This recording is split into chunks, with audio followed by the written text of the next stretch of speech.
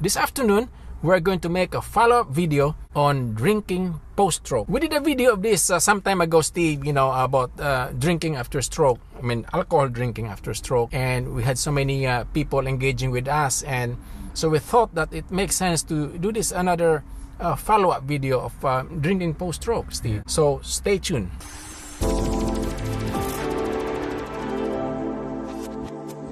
Okay, Steve, at the time when we were making that video, Steve, about drinking post-stroke, you're not really drinking that much at the time, but now you more or less understand how your body reacts to alcohol, and you more or less have been going out drinking. I don't really know how much, but crack on, Steve. We want to hear from you. Yeah, let's say last time we done the video, I was probably only having a drink at home, but since then I've been away a few times. And what you said in the last video was right. You said to me, I always remember what you said, be careful where you are, have a look at your surroundings before you start drinking, because how long is it before you get back to your hotel room? How far is it, rather? Or your house. Or your house. So when I was away... And make sure you're not driving either. I know, obviously, two things you do. Make sure you're not driving, and make sure your tablets are what you're on and not going to affect you. Go to the doctors to see you're all right. But if he says, my doctor said you ought to have one or two, and that's what I do. When I go away, I always make sure, if I'm staying in a hotel, I have two, but I sip it.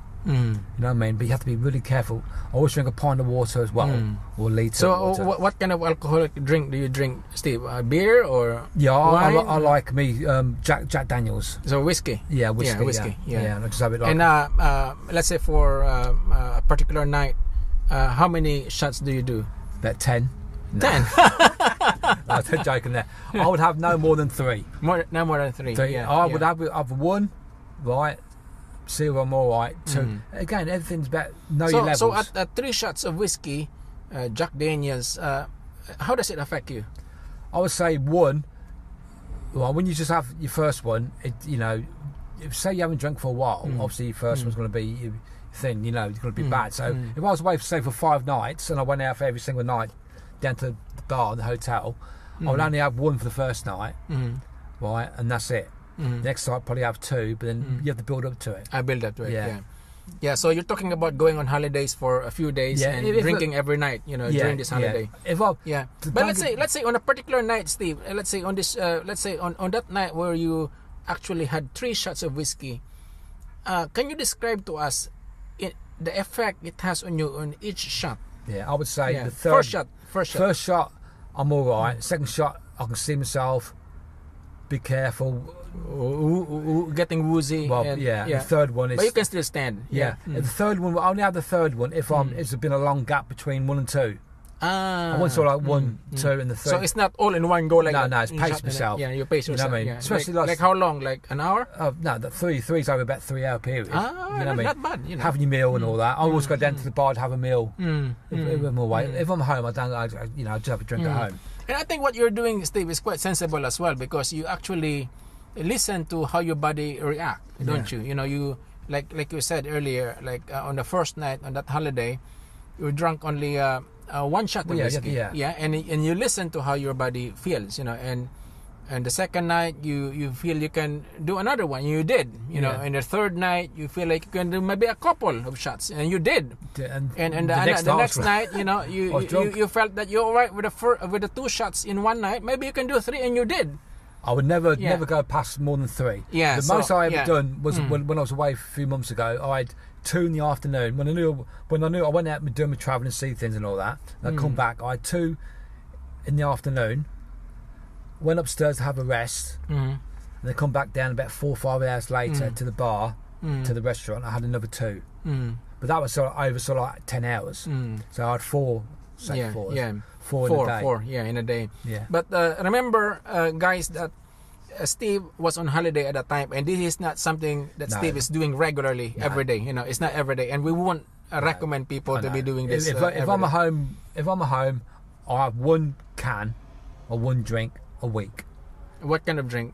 Maybe might have a Guinness. Can of Guinness. Yeah. Tell you what, I've got 10 10 cans of Guinness. I've got 4 still left from Christmas. So that proves I've only had 6 since Christmas. So I'm not really a big drinker, but when I do go away on holiday, because you're away, ain't you? I'll do all my physio and all that for the year, you know, after my stroke. So when I like to relax.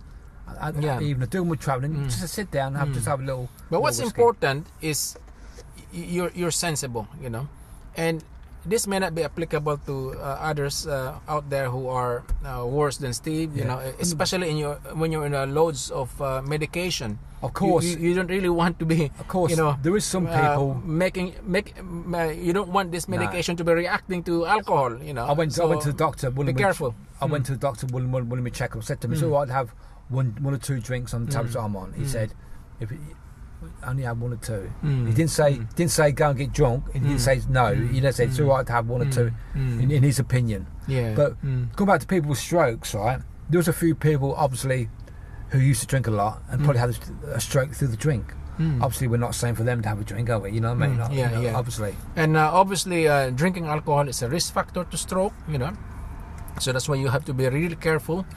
And in fact, I have a few patients who are heavy drinkers, and when I ask them if alcohol, if whether or not alcohol have contributed to their stroke, all of them, Steve, said to me, they really think alcohol have contributed to the stroke. So you have to be careful. I have one patient in particular.